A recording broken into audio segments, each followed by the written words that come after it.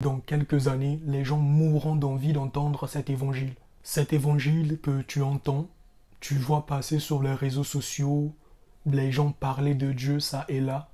Dis-toi que dans quelques années, les gens mourront d'envie d'entendre cet évangile. Oui. Dans Amos 8, les versets 11 et 12, il est écrit « Voici les jours viennent, dit le Seigneur, l'Éternel, où j'enverrai de la famine dans le pays, non pas la disette du pain et la soif de l'eau, mais la faim et la soif d'entendre les paroles de l'Éternel. Ils seront alors errants d'une mer à l'autre, du septentrion à l'orient.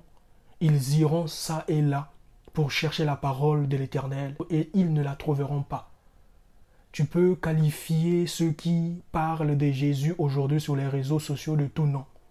Des illuminés, des personnes qui ne savent pas de quoi ils racontent. C'est pas grave. Mais je veux te dire une chose. Peut-être que tu n'es pas encore arrivé à un certain niveau où tes connaissances de philosophie, tes connaissances de sociologie ne suffisent plus à répondre à certaines questions qui te viennent à l'esprit. Et je pense aussi que peut-être que tu n'es pas encore arrivé à un certain niveau où ni tes proches, ni ton salaire, ni ta femme, ni ton compagnon ne te procurent plus cette joie de vivre. Beaucoup d'entre nous, pour éviter toutes ces questions, on se plonge dans la distraction, on fait semblant, c'est comme si on n'entend pas ces questions surgir. Mais la parole de Dieu dit, dans ce jour-là, les belles filles et les jeunes hommes mourront de soif. Mais toi qui endurcis ton cœur, personne ne viendra te prendre dans ta maison pour t'emmener à l'église.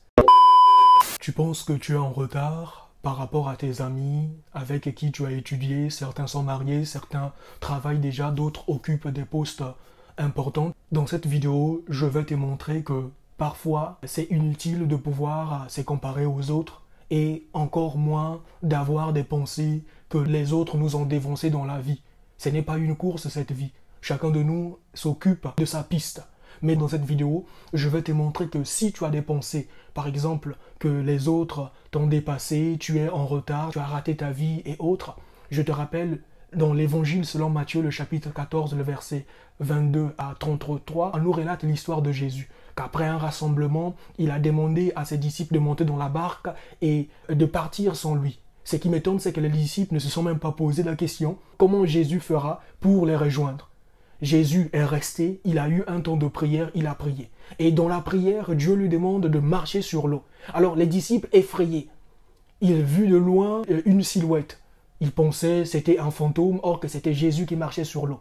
La prière fera en sorte que tu puisses dépasser les obstacles et arriver là où les autres se sont arrêtés. Peut-être que tu te dis, aujourd'hui, moi aussi, je suis en retard. Comment est-ce que je ferai pour rejoindre les autres, pour rattraper les autres, pour rattraper ce retard? Rappelle-toi, ce n'est pas une course. Mais si les gens de ce monde disent que les premiers seront les derniers, dans la Bible, celui qui prie sera toujours devant. Ça, c'est une évidence. Alors, pose-toi d'abord des bonnes questions. Jésus ne s'est même pas posé la question, quel moyen emprunter pour rejoindre mes disciples qui étaient déjà dans la barque? Jésus a pris juste un temps de prière. C'est dans la prière que tu auras des solutions surnaturelles qui feront en sorte que tu puisses arriver, aller loin, là où les autres se sont arrêtés. Ce n'est pas en vain, la Bible nous dit, si tu es dans la souffrance, de prier.